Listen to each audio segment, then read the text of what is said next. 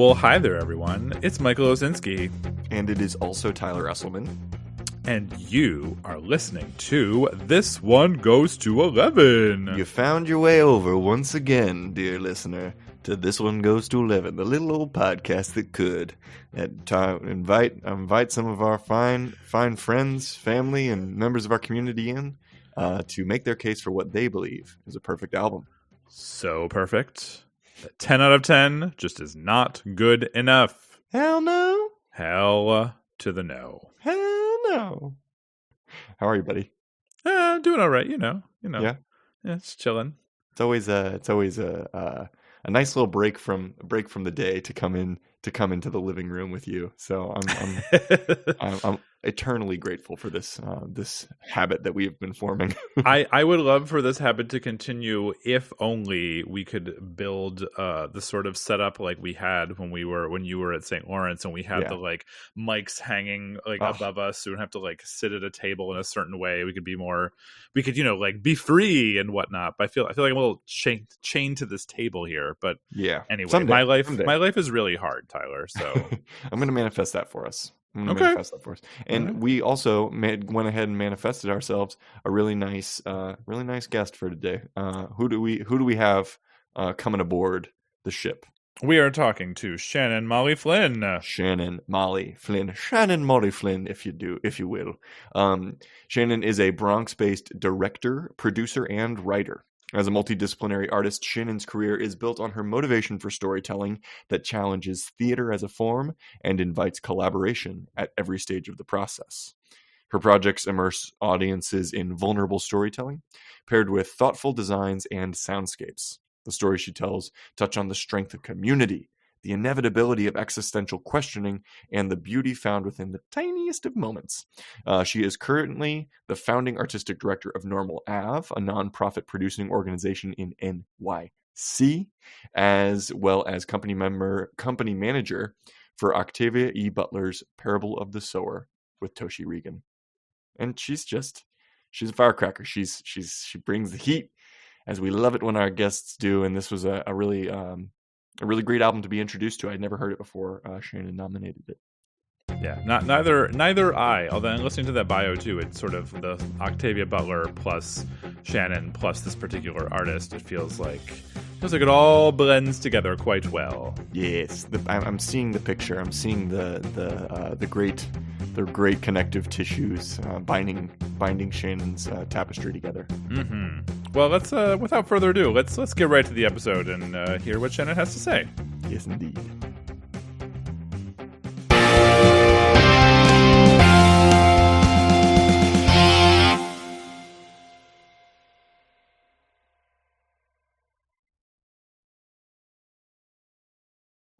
Without any further ado, Shannon Molly Flynn, welcome to This One Goes to 11. Oh, glad to be here. Thanks all. Great to have you. Great to have you before the tribunal today. A devoted fan and friend of the pod. We so appreciate your love and support thus far in its life. It's great to have you. How you just got back from tour? Is that what are you on a break? Yeah, in the middle of tour, we are kind of like a week on, week off kind of thing. So we just performed in Portland, Maine, which was my first time there. Very, very cool city. Highly recommend.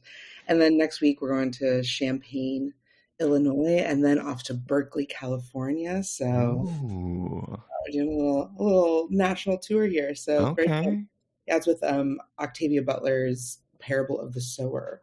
Toshi Regan has made it into a gospel rock opera, and it is chef's kiss.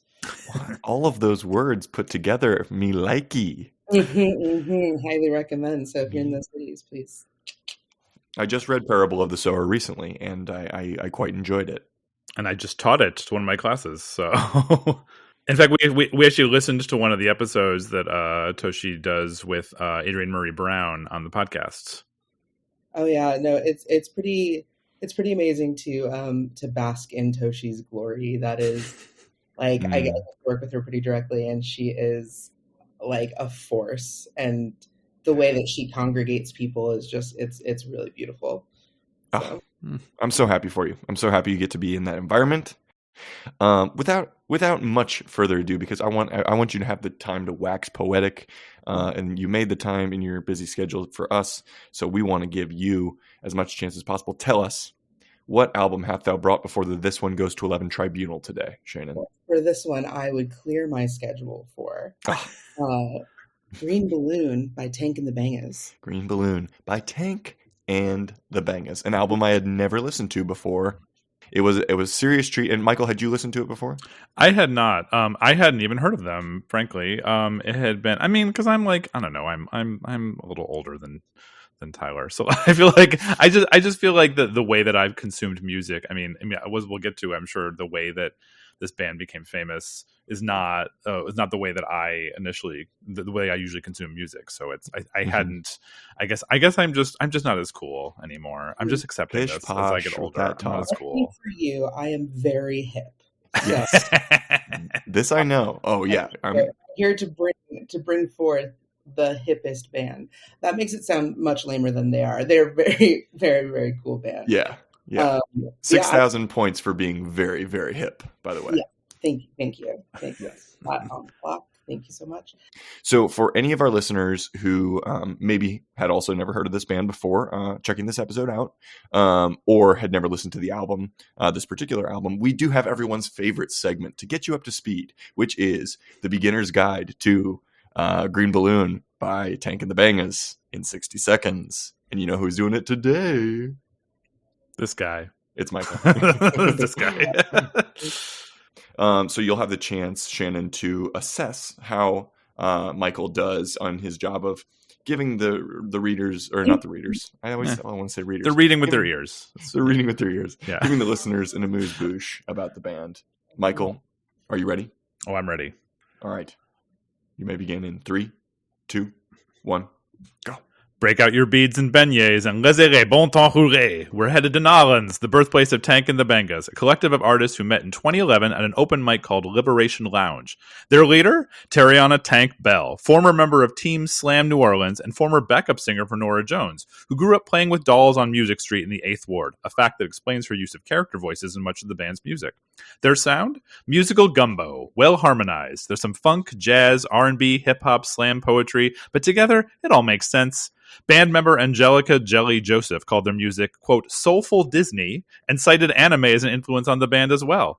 They got their big break in 2017 when they won NPR's Tiny Desk contest for the performance of their song Quick. And 2 years later, they released their first major label album, Green Balloon, featuring roughly 30 artists on 17 tracks, including a series of studio improv that became interludes on the album. They also scored a Best New Artist nomination at the 2020 Grammys in a crowded field that included Lizzo, Lil Nas X, Rosalia, and eventual winner Billie Eilish. Not bad company to be in. Nice. Bravo. What score would you give him for that? How many points would you put on the board for him? It can be in any scale you want it to be, though. You know. From red to green, pretty damn green. Green. All right. Okay. Green. It's my favorite color, so I'll take it. Mine too. Before we get too deep into the album, we like to ask our guests a very important question, sort of get the conversation started, which is, what is and or has been your relationship with music overall, writ large?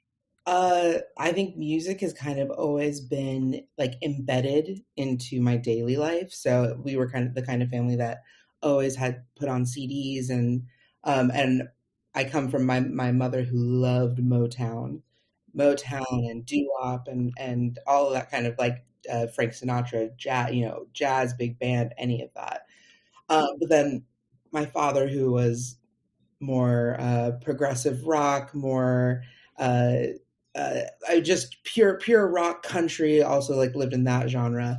But so those albums just always on in the house, and then grew up, went into choir, into musical theater, really started getting into the storytelling of music and how that kind of transcends through the genres. And now I'm a very avid concert goer. I produce live experiences, and that includes concerts. And music is deep in the daily life. You said you were singing quite a bit. And I know your theater company, Normal Ave, right? You guys specialize. Do you have a specialty in musical theater, or is it just kind of like that's the sort of projects you've been doing? Yeah, no. So our specialty has always been in new works, and okay, cool. we're kind of now branching into the musical genre, just because musicals are fucking expensive to produce. Yeah. So new plays are just kind of easier, especially for a young company. But now we're able to start branching into again that storytelling through music. It's very we've got to like set up that infrastructure, and now can figure out how musicals work within that. Do you happen to remember at all what your first, I don't know, your first band was, or the first sort of music that you listened to that you were like, oh, this is me, this is what I want? Well, I mean, my first CD was Aqua.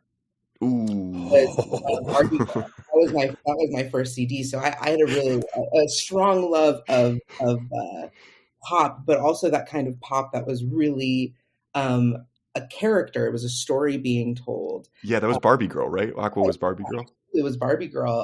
Shit. Yeah, really incredible album that I would just like listen to nonstop. And I growing up in the '90s also had the luxury of not having Spotify, and where you had to listen to the full album, and that was the yeah, you did. you put on was you and you bought it for the one single that you heard on the radio, but then you discovered all these other things because you had to listen to the other 10 songs before you got to the single. So like.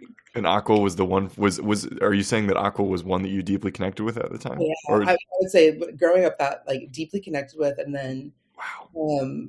But then I would say like as I got older, like artists like Sufjan Stevens really connected with me, because that was like such explorative soundscapes that he really played with.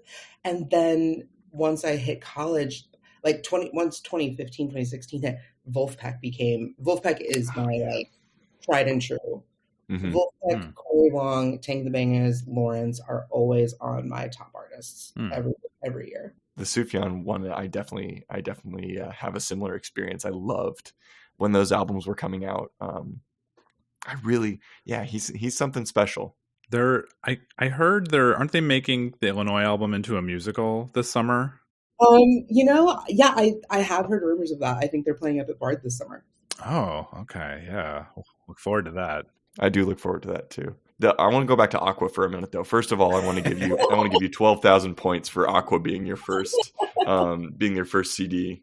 Do you remember what your first concert was? Yeah, so I actually didn't go to a concert until really late, until I was at my freshman year of college, and I went to the Silver Sun Pickups. Ooh, what? Yes. Yeah. Yes. In Montclair, I think it was. I can't remember what that theater is called, but yeah, we played. It was great. I didn't know them at the time either. My friends were going. My friends had friends who were in town who were going, and I was like, I want to come hang out. I've never been to a concert, so I got a ticket, went, and I was like, oh, this is what I've been missing. Like I've been missing this like live experience of these songs. So holy moly. I'm going to give you 250,000 points for Silver Sun Pickups being your first concert. That's so rad. Reader, can we get a read back of my point total, please? You'll get one. You're doing well. Yeah. Also, while you're awarding points, Shannon, a few minutes ago you talked about the luxury of not having Spotify. I like that saying, because I feel like we spend so much time talking about how easy it is to access music right now. But yeah, there is a luxury in not having it, because it makes things more valuable. 14,000 points for the luxury of not having Spotify. Okay, so let's talk about how you discovered this particular album. Do you remember the moment? Do you remember the first listen? Do you remember where you were? Do you remember who you were with? Paint the scene. So I have the great fortune of living in New York City. So I know that everything I love is coming to play here. So I had really fallen in love with their Tiny Desk concert that they did. Their 3 songs. I thought they were so brilliant. I thought they were so playful, so joyful. So then we know, okay, great, they're getting their first like record label. So I know the album's coming out, and then they're playing a month after it comes out to New York. So I'd heard a couple of the singles on it, But I was like, you know what? I am not going to listen to it until I see them. And I'm going to let them teach me the album. Love that.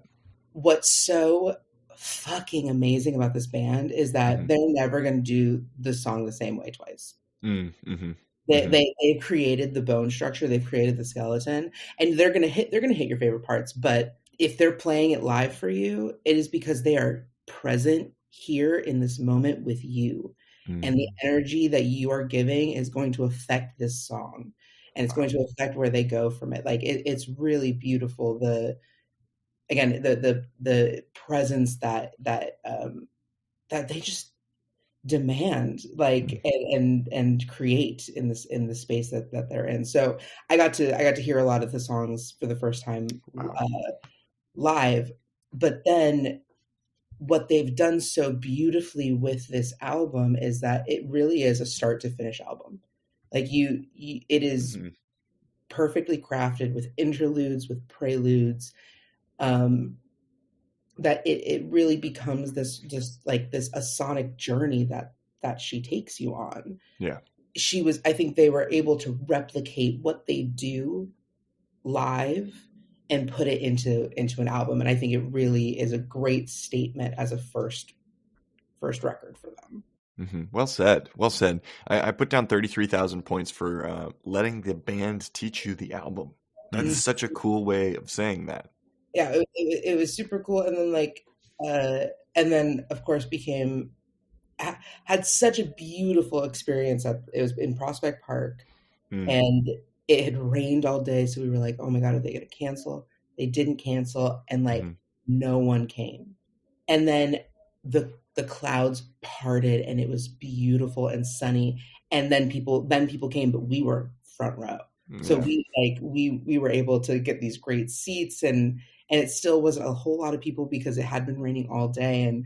But it was so beautiful. It was such a beautiful concert. Did they comment on that at all? Did they make mention of it in their banter? Do they banter?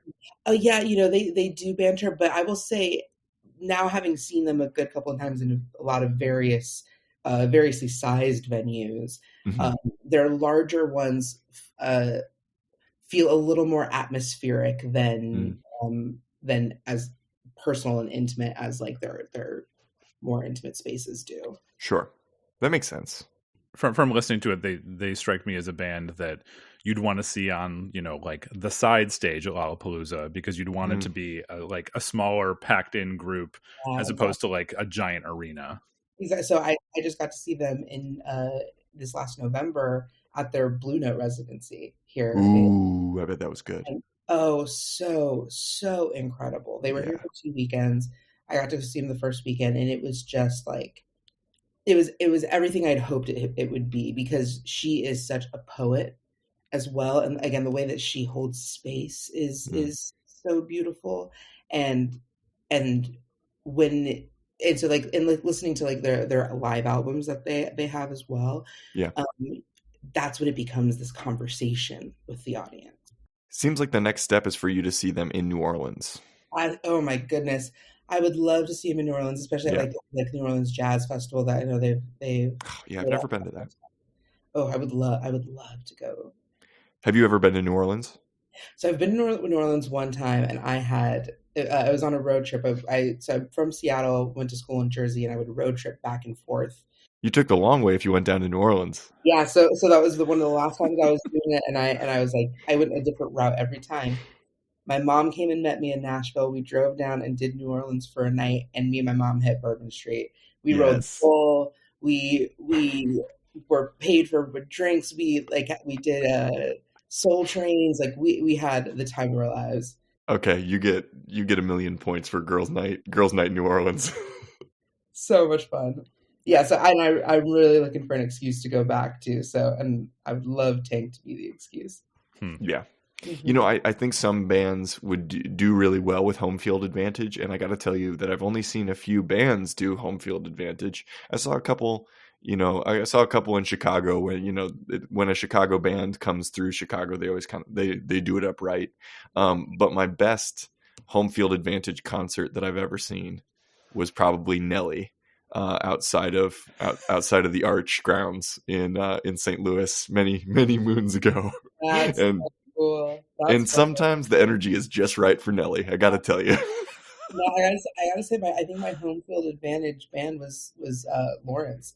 This last November, they did a 3-night concert in at Brooklyn Steel, and each night was a different theme. So it was unique playlists, unique guest lists, and different themes each night. I love that. What about you, Michael? Have you ever been to a home field advantage show, like one that you could tell? I mean, like, because I'm thinking of my favorite bands. Like, I've never been able to see like Sleater-Kinney in the Pacific Northwest. Not yet. I'm not going to fly to Oxford to go see Radiohead perform. Pearl Jam is just Maybe a Seattle show as well, right? Yeah, but they're like, I don't know, they're getting, well, we'll talk about what I think about modern day Pearl Jam in another episode. and then like what is Nine Inch Nails' home? Like, he's from like rural Pennsylvania. Like, that something tells me that playing like hardcore industrial music in the red part of the purple state that is Pennsylvania. I don't know, man. That's tough. I hope you get to see a home field advantage show sometime in the near future. I hope that for me too. Well, I get the sense also too, I mean, listening to the album, what are their shows like visually? Because when I listened to this, I felt like it's not that I felt I wasn't getting everything out of the album, but I felt that I was still missing something, because it just feels like their music sounds visual to me, if that makes sense. Like, I feel like I was missing the accompanying thing for my eyes. So how, like, is that the case when you see them live? Yeah, so they're definitely they've got fun visuals, they've got fun effects, especially for Green Balloon. She number one is always dressed like gorgeously, and it's always some big statement piece. And for Green Balloon, for halfway through the concert, she was in a green blow up suit and was a green balloon. Like, so absolutely phenomenal. But I totally agree. I think, like, look, Tank is a stunning band, like studio band for sure. But in the same way that, like, it's like you reading spoken word poetry. Yeah. Mm-hmm. You know what I mean? Like, it demands to live off the page. Mm-hmm. So like, and that's like how I feel about Tank. It's like they are at their best when they are all just playing with each other. Mm-hmm. The interplay.